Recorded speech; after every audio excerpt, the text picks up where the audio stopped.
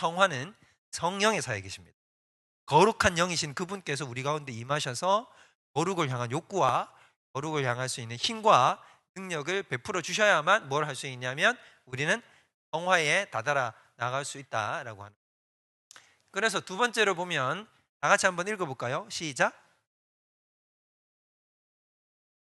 핵심적인 건데, 핵심적인 거는 주된 원인은 뭐냐면 성령의 초자연적인 역사예요. 성령께서 이 일을 주관해 가시는 것입니다. 성화는 누가 주도하신다고요?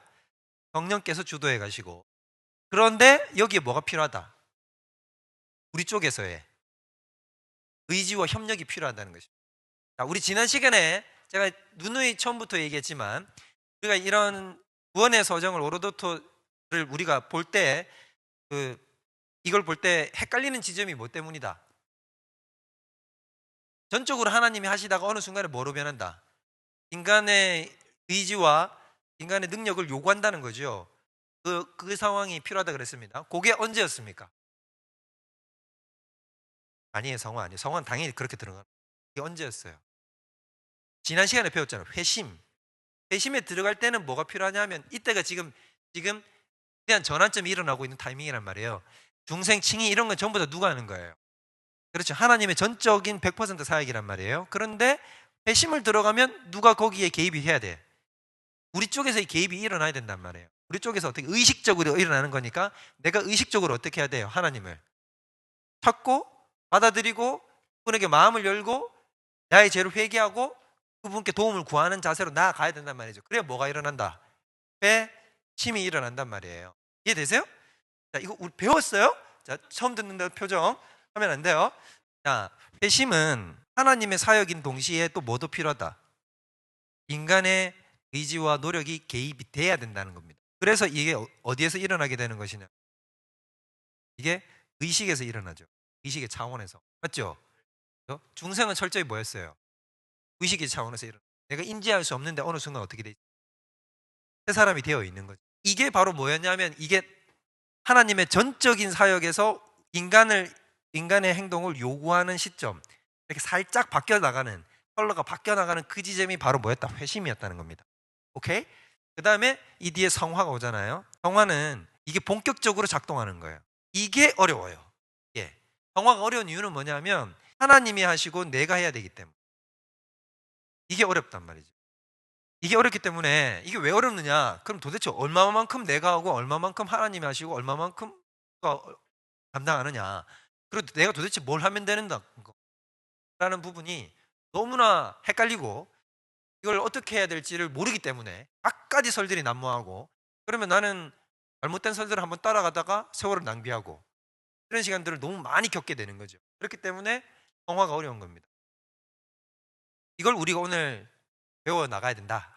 여러분들이 잘 기억해야 되는 것은 뭐냐면 하나님과 인간의 협력이다라는 것을 잘 아셔야 된다. 초자연적인 역사라고 되어 있지만 요거는 하면서 설명하겠습니다. 결국 죄를 이기는 것은 내 힘으로 안 되고 반드시 성령의 힘으로. 벌써 이거부터 헷갈리죠. 이게 무슨 말이냐면 선생님 방금 죄를 성령의 힘으로 이긴다면서요. 여러분 그러면 내가 아무리 애써도 못 이기네요. 맞잖아요. 맞아 틀려요. 맞죠? 그러니까 도대체 나보고 뭘 하라는 거죠? 나 못 이긴다며. 내가 아무리 해서도 안 된다면서. 근데 자꾸 나한테 뭘 하라고 요구를 하니까 이게 이제 힘들죠. 특징 뭐냐면 첫 번째 악의 요소를 제거하는 겁니다. 그러니까 삶 속에서 뭐를 다 제거시키는 거. 악한 것들, 죄악의 요소들, 내 안에 쓴뿌리들, 하나님을 섬기지 않으려고 하고 하나님을 인정하지 않으려는 내 안의 죄성들을 자꾸 어떻게 하는 것이다. 배격해 나가는 것이 성화의 핵심이에요. 다른 게 아니에요. 악을 제거시켜 나가야 뭐가 일어나냐면 그리스도를 닮아갈 수 있는 여지가 열려요. 내 안에 악을 동행하면서 내가 하나님의 형상을 회복하겠다는 것은 말도 안 되는 소리. 그렇기 때문에 결국 성화는 뭐냐면 거룩할 성자잖아요.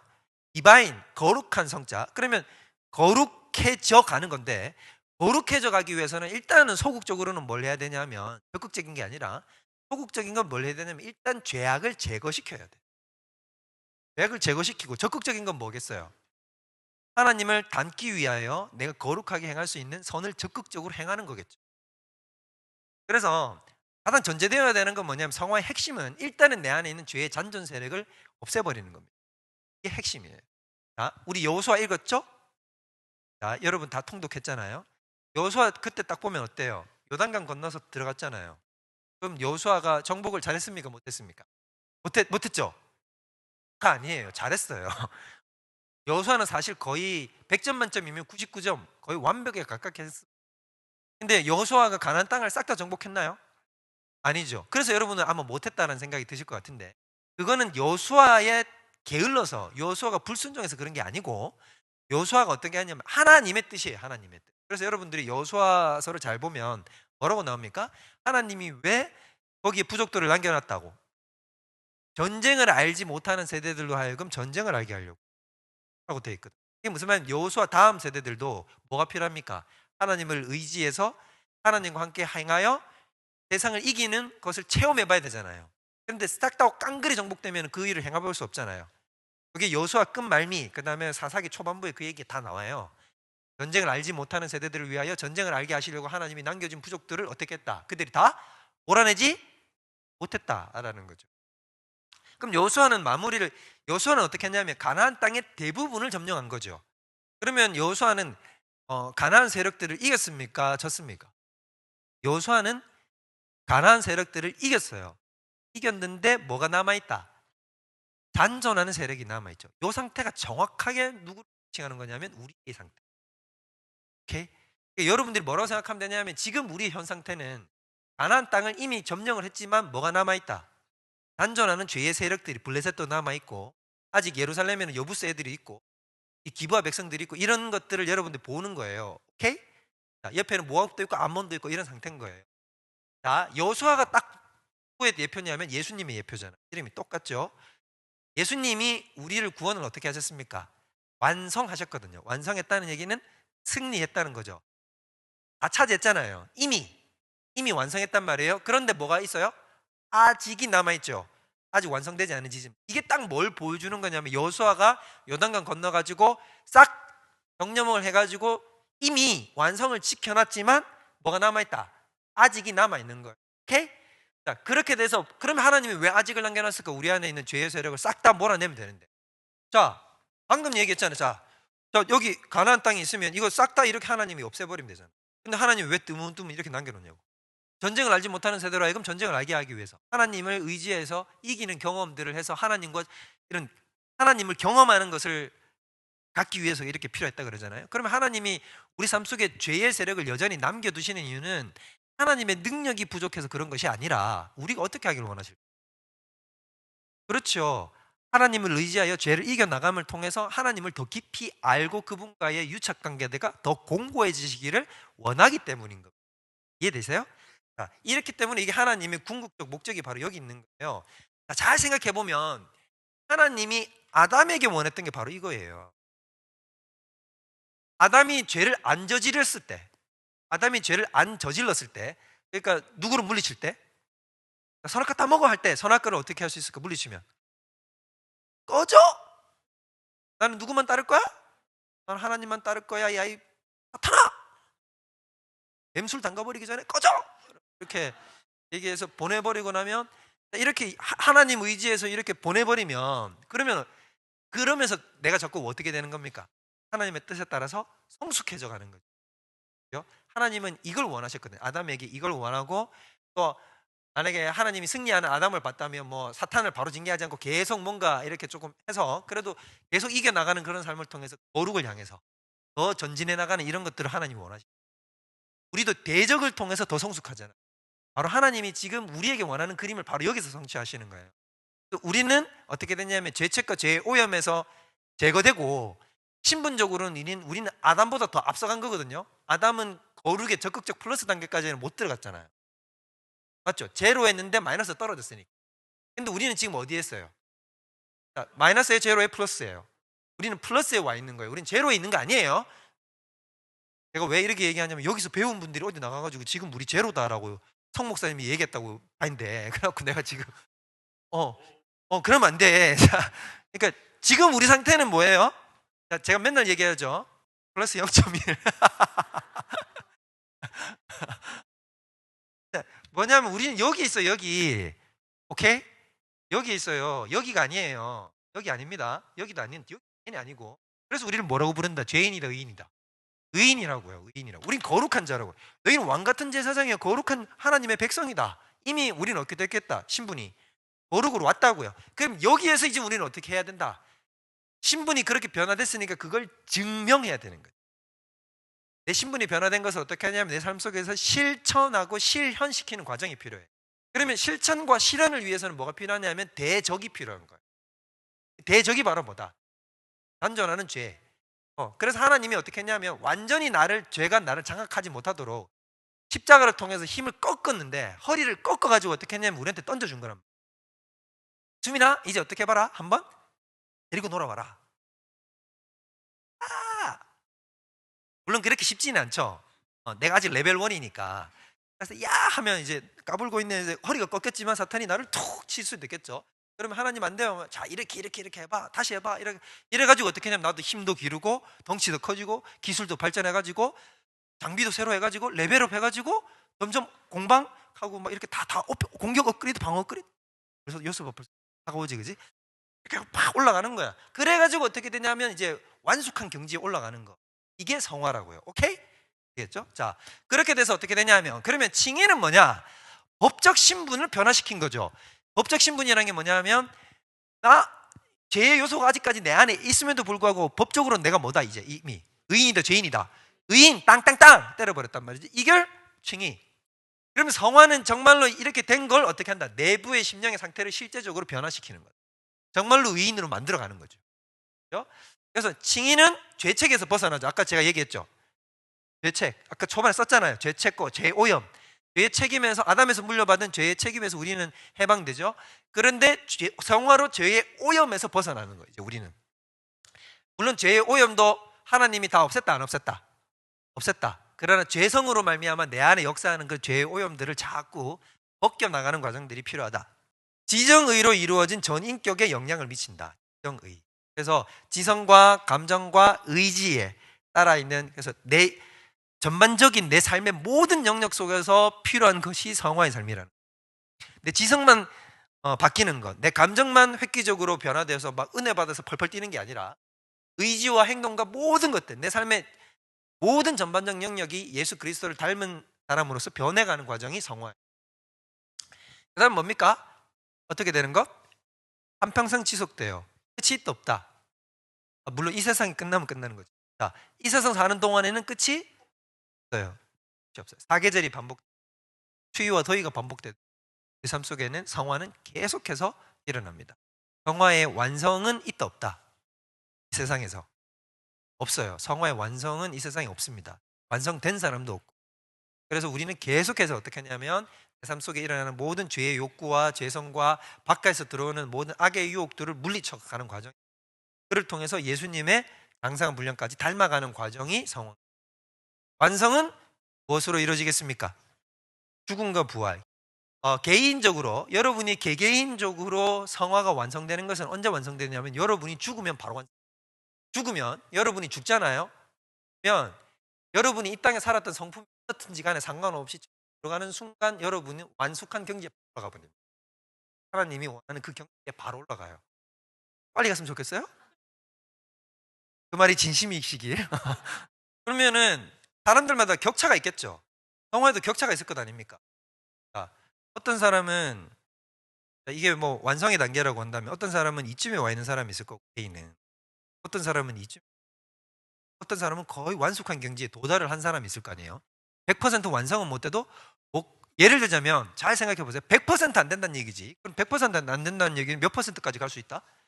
그렇죠. 99.99까지 갈 수 있다는 얘기. 올라온 경지까지 올라갈 수 있다는 겁니다. 거의 누구 경지까지? 이루었노라 할 수 있는 정도까지.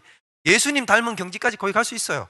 느낌이 여기서 막 뒤에서 빛이 날똥말똥하는 이런 느낌까지 갈 수 있다는 거야. 근데 A나 B나 C나 천국 들어가는 순간 다 어떻게 돼버린다? 100에 도달해버려요. 그러면 여러분들 별로 힘낼 필요? 난 여러분의 생각을 다 알고 있어요. 진짜 가르쳐주지. 그럼 뭐 교리반이고 뭐 필요 없잖아요, 목사님. 오늘로 교리반 끝이네요. 다음 학기부터 안 나와도 되겠네. 그러면 죽으면 끝이다. 제발 여러분, 이거 어, 이 설명 안 해도 되겠죠? 그러니까 이게 뭐냐면 설명해야 되겠네요. 그래요. 자, 얼마나 부끄럽겠어. A는 뭐냐면 여기 진짜 막 거듭 나가지고 거룩 조금 말라가지고 아까 얘기했던 0.1 플러스로 올라온 상태인데 그 상태 그대로 어떻게 되는 거야? 조금 더 그거 하지도 않고 하나님을 향해서 애쓰지도 않고 그냥 딩가딩가 하다가 어떻게 된 상태? 하나님부터 불려가가지고 하나님 그래도 완성시켜놨어. 하나님 보시기 깝깝하지. 이 뭐했노? 이러면은 지잖아요 하나님. 아 답답해. 여러분 우리 막내가 그러거든요. 여러분 막내들의 특징이 알죠? 막내들은 유전자가 다릅니다. 애들은 유전자가 첫째 둘째는 뭔가 이게 있어요. 이게 열심히 뭔가 이기려는 투쟁심. 막내는 어때요? 아, 공부하지 마 이러면 알았어요. 아빠 입에서 엄마 입에서 공부하지 말라는 얘기가 나오면 그렇게 행복할. 첫째 둘째는 야 그렇게 하면 하지 마 이러면 그래도 나 할 거야 할 거야 하면서 어떻게든 하거든요. 야, 하지 마 이러면 알았다 이러면 안 해. 왜냐면 그게 자기의 목표니까. 근데 이렇게 막내같이 살면 안 돼요, 여러분. 이게 얼마나 아버지의 마음을 애타게 만드는지 몰라요. 절대 이렇게 하면 안 돼. 이렇게 하면 제발. 물론 이제 언젠가는 완성되겠죠. 근데 이건 아니에요, 제발. 제발 여러분 이러지 맙시다. 조금 이따 얘기하지만 이거는 정말 거듭난 사람의 태도가 아니에요. 제가 전에도 얘기한 적이 있는데 하나님이 제일 갑갑할 때가 언제냐면 이럴 때. 독수리 아시죠? 제가 독수리 얘기 자주 하잖아요. 독수리 새끼 어떻게 합니까? 펄럭펄럭 해가지고. 그렇죠. 퓨 떨어뜨리잖아요. 떨어뜨리는 게 왜 떨어뜨려요? 날개짓 하라고. 제발 좀 날개짓 하라고. 날개짓 해가지고 너 좀 날개짓을 해야 뭐가 생겨요? 그렇지. 근육이 생겨가지고 날아올 수 있잖아요. 재밌으신 모양이네. 그러니까 이제 날개짓을 해야 되는데 얘가 어떻게 해? 우리 요섭이가 어떻게 하냐면 그냥 닭처럼 통닭 마냥 퓨. 왜? 확신이 있어. 우리 아빠가 어떻게 해줄 거다.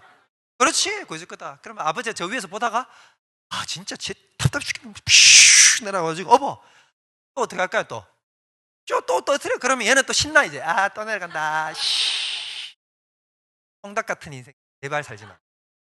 우리 예수님이 제일 싫어요.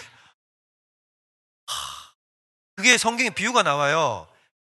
포도나무가 아무리 북돋아주고 거름주고 땅을 두루 파서 했는데도 열매를 맺어 안 맺어?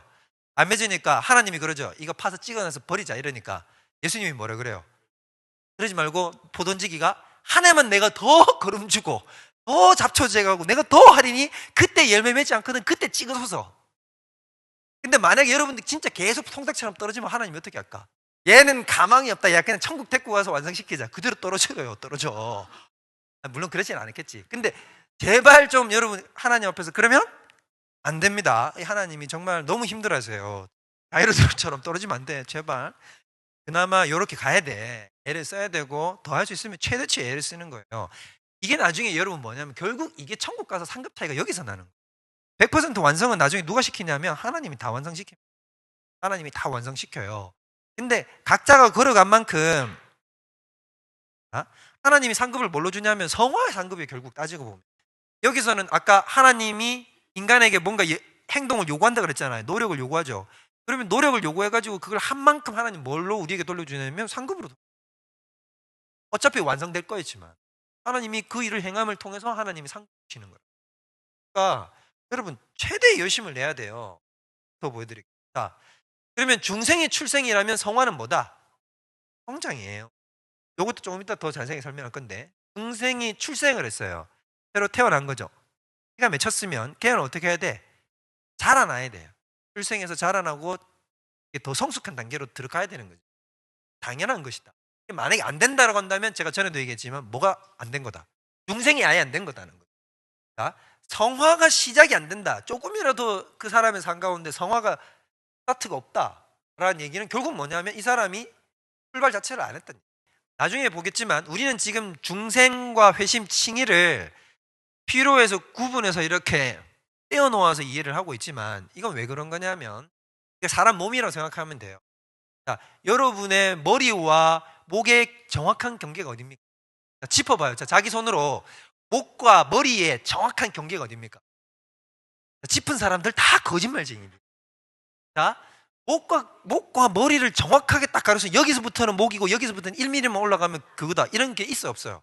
없어요. 구분할 수가 없어요. 그러나 큰 테두리로 봤을 때는 이건 목이고 머리인 거지. 이해돼요? 성화도 이 구원의 전 과정도 똑같아요. 어디까지가 칭이고 어디까지가 성화다. 영적 세계 안에서는 정확하게 구분할 수 있을까 없을까? 정확하게 칼로 무자듯이 이렇게 못해요. 그런데 우리는 그래도 알잖아요. 구분은 할 수 있어요 없어요? 머리와 목과 몸통과 팔다리 구분할 수 있죠. 자, 팔이 어깨에 붙어 있지만 정확한 팔과 어깨에 정확하게 나눈 지점이 어딘지 알아요 몰라요? 의사 여기 있어 살아. 자, 외과 의사잖아. 자, 나눌 수 있어 없어? 없어요. 지금 여러분, 저분 아주 놀라운 의사입니다. 아주 실력 있는 의사. 여기 약사도 계시잖아요. 다 못해. 안 된다니까. 정확하게 여기서부터는 어깨고 여기서부터는 팔이다. 어딘데? 그걸 어떻게 구분해? 그럼 못한단 말이에요. 그런데 우리는 또 어떻게 하세요? 팔과 어깨를 구분할 수 있죠. 칭의와 성화, 중생 이런 것들을 다 구분할 수 있지만 정확하게 어떤 지점이라는 게 구분 안 되듯이 이건 다 유기적인 관계라고요. 오케이? 제가 무슨 얘기를 할 거냐면, 그러면 이럴 수 있느냐? 머리는 존재하는데 목이 없다. 그다음 몸통이다. 이렇게 할 수 있어 없어요? 안 된다고. 똑같다고요. 나 중생했는데 성화는 싫어서 나 옵션이다. 나 안 한다. 된다 안 된다? 안 된다는 거예요. 그건 처음부터 너는 가짜라는 얘기예요. 그래서 A 같은 상황, 난 끊임없이 난 죽을 때까지 통닭이에요. 통닭. 퓨 자유낙하를 즐겨요. 이러면서 미안하지만 걔는 정말로 정말 심각하고, 만약에 깨어서 그렇게 떨어지다가 아버지의 그 사랑에 눈 떠가지고 이렇게 해서 안 되는 거를 깨달았다고 한다면 중생이 했는 건데, 만약에 죽을 때까지 통닭처럼 떨어져 있다. 미안하지만 걔는 닭일 가능성이 거의 100%. 독수리가 아닌 거지. 날 소망이 없는 거야. 알고 싶은 소망이 없는 거야. 다른 애인 거야, 다른 애. 그래서 성화는 제가 나중에 얘기했지만 성화는 절대로 옵션이 아니에요. 아시겠죠? 왜 기독교인이라고 믿어주는 시대는 옛말에 여러분 아세요? 옛날에는 기독교인이라고 하면 믿어줬습니다. 일제시대까지만 해도. 당신 예수 믿냐? 그러면 신뢰했어요. 민족대표 33인 중에 16명이 기독교인이에요. 백범 김구 선생님 아시죠? 김구 선생이 거기 책에 보면 뭐라고 나와 있냐? 본인이 어느 날 안중가에 가가지고 잠자고 있는데 옆에 사람하고 이렇게 얘기를 하게 됐다. 근데 자기가 독립운동을 하다가 쫓겨가고 있잖아요. 그렇기 때문에 굉장히 불안하잖아요. 누가 옆에 이렇게 있으면. 낯선 사람을 만났는데 이 사람하고 얘기하다 보니까 이 사람이 뭐더라? 크리스찬인 거야. 자기도 크리스찬이잖아. 같이 만나서 우리가 서로 형제라는 얘기를 듣고 서로 안심했다는 거지. 그렇게 반갑고 좋다. 지금은 그런 시대입니까? 기독교가 어느 순간부터 2000년 초반 때부터 뭐라고 불리기 시작했냐면 기독교라고 불리죠. 지금도 여러분 인터넷 커뮤니티 같은 데 가서 보면 뭐가 자꾸 나오냐면, 오늘도 바로 하나 올라왔던데, 제가 그 검색하다 왔는데 시어머니가 자꾸 종교를 강요해요. 이 며느리가 어떤 데냐면 이제 불신자인데 신자인 집안에 시집을 간 것 같아요. 근데 지금 임신 39주래. 그런데 시어머니가 교회 안 나온다고 욕을 하더라는 거예요. 니는 교회 안 나오고 이 경상도 사투리 하면 안 되는데 교회 안 나오고 많아! 막 이런 거야. 당장 다음 주 나온다. 임신 40주인데. 교회에서 예수가 하나님입니까? 돈이 하나님입니까? 밖에서 판검사잖아요. 교회 들어와도 판검사예요. 밖에서 의사잖아요. 교회도 뭐예요? 의사예요. 제가 지금 무슨 말을 하는지 알아요? 알죠? 이게 있잖아요. 교회 안에서도 세상에서 이 지위와 돈과 가진 권력이 교회에서 똑같이 작동한다. 직분자를 뽑을 때도 세상에서 잘 나가는 사람이 직분자로 다 뽑혀 있다라고 하는 거예요. 솔직하게. 잘 돌아보세요. 세상에서 내가 비록 유약하고 못났다 할지라도, 객관적으로 봤을 때 뭔가 할지라도 정말 하나님 앞에서 신실한 사람이면 그 사람이 뭘로 세워져야 되냐면 직분자로 세워져요. 안 그런 경우가 허다해요. 안 그런 경우. 오히려 정반대인 경우가 허다하다고요. 영적으로는 바닥을 치는데 이 사람이 사회적 지위가 높기 때문에 교회에서도 지위가 높이 올라가요. 예배면 좀 잘 쳐. 이건 꽝이지. 이렇게 가면 안 되지. 예수님이 보면 야, 이 독사의 무리들이라 그래요. 너희는 성전을 두고 뭐 하는 자들이다? 장사치들이다. 권사 장로 위임하잖아요. 취임하잖아요. 취임하면 우리 교회는 안 그런데 저는 정말 다행이라고 생각해요. 담임 목사님이 허용을 절대로 하지 않으실 거라고 생각해요. 감사하세요 여러분. 그런 목사님 밑에 배우고 있다는 게. 일반적 교회는 어떻게 하는 줄 아십니까? 안수집사 1000만 원, 장로 5000만 원, 권사 2000만 원. 선생님의 질문이라고 되어 있는데, 제가 전에도 설명드렸죠. 제가 고등학교 때 윤리 선생님이 저 불렀다고. 25번 성수민 일어나봐. 네. 왜 교회 다니는 사람들이 세상 더 거짓말 잘하고 더 악하고 왜 더 이상한 짓 하냐? 그 이유는 알고 싶다. 수민아 설명해봐라. 차라리 저한테 성화와 칭의의 차이점은 뭐니? 청산유수지 뭐. 몰라도 설명할 수 있을 것 같아. 어떻게든 갖다 끌어대면 되니까. 여러분들 이렇게 보면 뭐라고 얘기할 수 있냐? 손가락을 딱 들어가지고 왜 저 짓을 하냐라고 생각합니다. 이게 여러분 안에 내면에 있는 여러분의 욕망을 봐요. 우리 자신의 욕망. 나라고 다를까? 우리도 뭐가 떠나는 순간 성령을 떠나고 하나님의 말씀이 떠나고 우리 삶 속에서 주님을 멀리하면 다를 게 없어. 인간은 다 냄새내는 죄인이야. 경계를 받아야 돼. 경계를. 이게 다 경계 반면교사예요. 오늘 이게 성화의 핵심이라고. 이게 사회적 차원이죠. 개인적 차원. 은혜 받을 때 뿐이잖아. 빠글빠글 딱 그런데 양은 냄비같이 금요 기도에 쥐 하고 나가고 차 혼자 나가면서 욕하는 거지. 중독, 노상 인터넷, 핸드폰 안 보면 잠을 못 자. 주님이 나의 주인님이신지 인터넷이 나의 주님이신지 내가 말씀을 보는 시간이 많은지 핸드폰 쳐다보는 시간이 많은지. 핸드폰 쳐다보는 건 2시간, 3시간 쳐다보는 말씀은 30분만 들여다보면은 오늘 막 주님을 위해서 내가 한 모든 헌신 행동을 다 한 것처럼 주님 내가 다 했잖아요. 막 오늘 또 뭘 더 원하십니까? 막 이런 느낌. 험난물 하죠. 그냥 메워가지고 끔찍하게 막. 여러분 요즘 말도 못해요. 저는 우리 애들한테 저희는 아직까지 핸드폰을 안 지어주고 있는데 저는 할 수만 있으면 핸드폰을 중학교, 고등학교 때까지 안 주려고요. 그랬더니 여러분들하고 비슷한 반응이 나더라고요. 옆집 할머니가 이제 저희가 이제 그 얘기를 했거든요. 애들은 핸드폰을 안 주려고요. 이랬더니 눈이 딱 해가지고 애들한테 왜 핸드폰 안 줘요? 뭐 이런 느낌. 요즘 애들은 이 핸드폰이 기본이거든요. 여러분은 예외입니까? 미성년자만 그렇습니까? 여러분 잘 보세요. 이찬수 목사님이 저는 그 얘기했는데 저는 100% 동감. 뭐라고 얘기했어요? 이찬수 목사님이 19금이라고 빨간색 붙여있죠. 이게 뜻이 뭐예요? 여기서 봐. 딴 거 보는 척 하지 말고 목사님 봐라. 19금이라고 써 있어. 회곡 이렇게 해놓고 이렇게 탁 써있잖아. 그건 무슨 뜻이지? 19살 이상만 보라는 거지. 그럼 19살 미만의 아이들에겐 이 매체가 어떻다는 거야? 미디어가 해롭다는 거잖아. 그럼 잘 생각해봐요. 여러분 이게 19살 미만에 가면 해로울까요? 19살 미만에겐 해로웠고 우리에게는 유익합니까? 인간에게는 다 뭐예요? 해로운 거예요. 나이에 상관없이 다 해로운 거라고. 술 제발 이제 이 얘기하지 맙시다. 이제 뭐 술을 뭐 취하지 마. 제발 이제 이런 말도 안 되는 논쟁 이제 하지 맙시다. 그냥 술은 입에도 안 대야 돼요. 뭐라고요? 왜 이렇게 대답이 적으세요? 술은 입에도 대야 된다, 안 대야 된다? 안 됩니다. 안 되는 거예요. 삶으로 담아내는 교리라면서요. 와가지고 교리만 쏙 빼고 집에 가가지고는 관계에 중독됩니다. 관계에 중독된다는 게 무슨 말인지 알아요? 사람에게 매인다고. 사람에게 중독. 끊임없이 남자친구 없으면 안 되고 여자친구 없으면 안 되고 이성친구 없으면 안 되는 거. 다 뭔지 아십니까? 이런 친구들 있죠. 사람 사귀고 나면 또 사귀고 또 사귀고 또 사귀고 또 사귀어야 돼. 중독된 거예요. 관계에 중독된. 청년들 여기 여러분 일청도 계시지만 여러분 젊은 시절에 청년 시절에 특히 그런 식으로 살잖아요. 영적 성숙이 안 돼요. 아예 안 돼. 내 청년 사역만 14년 했는데 그런 친구들 조금 계좌 훈련하고 뭐 해가지고 겨우 막 온갖 잔소리를 다 해가지고 애 사람 만들고 나면 이상한 남자친구한테 내가 2년 걸려서 사람 만들어 오는 걸 걔는 2시간 만에 끝장내버려. 자꾸 이거 채널 틀지 마세요. 홈쇼핑. 요즘 이것도 심각합니다. 이거 불이 짓고 수근수근거리고 방탕하게 하는. 도무지 하나님을 알려고 하지 않아. 하나님에 대해서는 여러분도 예외라고 하지 맙시다. 우리는 어떤 면에서 예외라고 할 수도 있잖아요. 이렇게 목사님 제가 얼마나 하나님 알고 싶어서 클릭을 얼마나 열심히 해가지고 제가 여기를 들어왔는지 저보고 하나님을 알려고 하잖아요. 근데 우리는 하나님을 지적으로 아는 거다. 나에서 아는 거 다른 차원이에요. 우리도 예외라고 생각하는 순간 뭐라고 생각? 우리도 또 그 나락에 떨어가. 적극적으로 하나님을 대항해요. 하나님이 말씀하시면 반항하잖아요. 여러분 우리는 아니라고 얘기했어요. 욥이 지금 이러잖아요. 지금 욥기 읽어가고 있으시죠?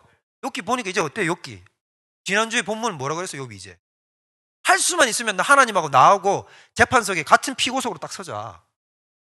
하나님 자꾸 고고한 자리에 앉아가지고 재판장 앞에서 직접 재판하지 말고 나 그러면 내가 어차피 얘기해봤자 당신이 묵살할 거니까 나 그렇게는 말 못하겠고 그냥 내려오십시오. 나하고 계급장 떼고 한번 누가 옳은지 얘기해 봅시다. 뭐 하는 거예요? 제가 5번을 하고 있다니까. 누가? 법이. 근데 우리가 그렇게 안 된다고 얘기할 수 있어요? 우리는 도대체 왜 이렇게 사는가?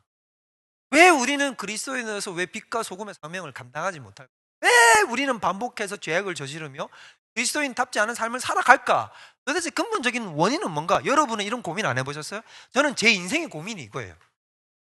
왜 나는 이 지경으로 살아야 되는가? 솔직히 저는 만약에 이게 그리스도인의 삶의 전부, 자, 죄 짓고 회개하고 주님 앞에 돌아와서 엉엉 울다가 다시 돌아가서 또 죄 짓고 하는 게 그리스도인의 삶의 전부라고 한다면 저는 이거야말로 지옥이라고 생각합니다. 이거야말로 저주. 안 그랬습니까? 그야말로 저주잖아요. 매일 똑같이 다람쥐 쳇바퀴들도 또 죄 저지르고 하나님 앞에 가서 울고 불고 했다고 다시 돌아와서 또 죄 저지르고 울고 나아지는 모습으로 날마다 죄인으로 사는 거예요. 그래가지고 뭐만 기다리냐면 죽는 날만 기다려도 죽으면 이제 하나진대. 이게 뭐야 이게? 딱 죽지. 땅에서 하는 짓이 죄밖에 더 지르는 이게 뭔가 이게. 결론을 얘기하면 이게 전부가 아니에요. 많은 사람들이 뭐라고 생각하냐면 이게 전부라고 생각해요. 어쩔 수 없는 거라고 생각하고 이게 전부라고 생각하고 여기에 빠져서 이 사이클에서 도는 게 다라고 생각해요. 그게 아니라고.